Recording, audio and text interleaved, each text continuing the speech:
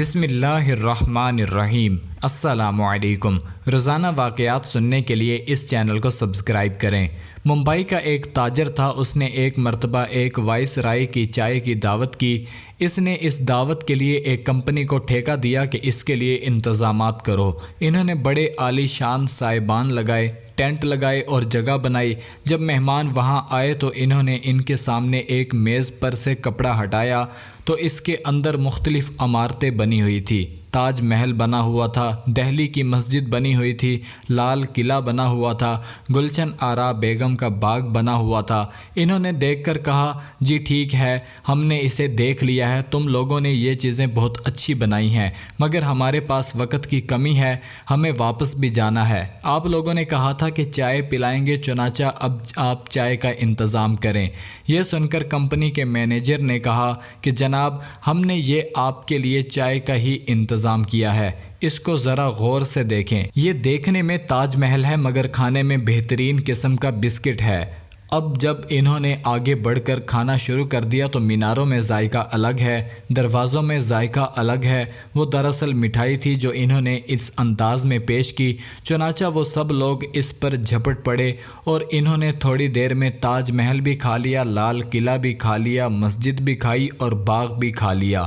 جب انہوں نے سب کچھ کھا لیا تو انہوں نے کہا کہ عجیب بات ہے کہ تم نے اتنا میٹھا سامنے رکھ دیا، کچھ تو نمکین بھی رکھا ہوتا۔ اس نے کہا کہ جناب، جو نیچے ٹرے ہے وہ نمکین کھانے کی بنی ہوئی ہے۔ چنانچہ انہوں نے وہ ٹرے بھی کھا لی۔ ایک مرتبہ ایک مغل بادشاہ نے ایک ایرانی شہزادے کی دعوت کی۔ جب ایرانی شہزادہ آنے والا تھا تو انہوں نے بڑے خان سماں کو بلا کر کہا کہ ایک ملک کا شہزادہ آ رہا ہے، تم اس کے لیے ذرا اچھا سا کھانا بنا دینا۔ یہ میزبان کے لیے عزت و وقار کا مسئلہ ہوتا ہے، وہ چاہتا ہے کہ میں مہمان کو ایسا کھانا پیش کروں جیسے اس کی عزت یا جیسے میرے دل میں اس کی محبت ہے۔ چنانچہ اس نے کہا، بہت اچھا۔ جب ایرانی شہزادہ اپنے دوستوں کے ہمراہ آ کر بیٹھا تو تھوڑی دیر تک گفتگو ہوتی رہی۔ پھر کھانے کا وقت آیا تو خان سماں کو اشارہ کیا گیا کہ آپ ان کے کھانے کے لیے کچھ لائیے۔ چنانچہ وہ ایک بڑا سا برتن ڈھکا ہوا لایا، اسے اوپر سے خوب سجایا گیا تھا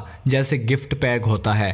اس نے لا کر اسے ایرانی شہزادے کے سامنے پیش کیا کہ اسے قبول کیجیے۔ ایرانی شہزادے نے جب اس کو کھول کر دیکھا تو اس کے اندر ایک بھینسے کا کٹا ہوا سر پڑا تھا اور اس کی گردن میں سے خون بھی نکل رہا تھا۔ انسان جب اس قسم کا منظر دیکھتا ہے تو اس کو کراہت محسوس ہوتی ہے۔ وہ تو شہزادہ تھا اور اس نے اس چیز کو بہت ہی معیوب سمجھا کہ مہمان کے سامنے بھینسے کا کٹا ہوا سر لایا گیا ہے، یہ بھی کوئی بات ہے بھلا۔ جب اس نے ناگواری کا اظہار کیا تو اس مغل بادشاہ نے خان سماں کو بلا کر کہا، آپ نے تو ہماری عزت بتانے کے بجائے الٹا بے عزتی کروا دی، آپ نے تو مہمان کو ناراض کر دیا۔ ہم نے تو آپ سے یہ نہیں کہا تھا کہ بھینسے کا کٹا ہوا سر سامنے لا کر رکھو اور سر بھی ایسا کہ اس میں سے خون بہہ رہا ہو، ہم نے تو آپ سے کہا تھا کہ مہمان کے لیے کوئی اچھا سا کھانا تیار کر کے لاؤ۔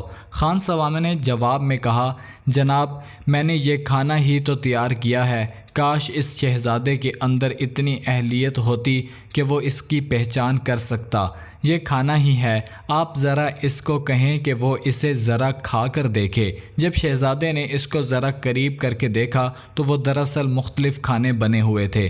آنکھیں مختلف ذائقے کی تھی، سر مختلف ذائقے کا تھا، دانتوں میں اور قسم کا ذائقہ تھا اور جس کو وہ خون سمجھ رہا تھا وہ مشروب اور ذائقے کا تھا۔ اب جب ایرانی شہزادے نے اس کو کھانا شروع کر دیا تو وہ واقعی ہی اس خان سماں کی فنی مہارت کا قائل ہو گیا کہ انسان ایسی حیرت انگیز چیزیں بھی بنا سکتا ہے۔ مزید اسی طرح کی ویڈیوز دیکھنے کے لیے چینل کو ضرور سبسکرائب کریں۔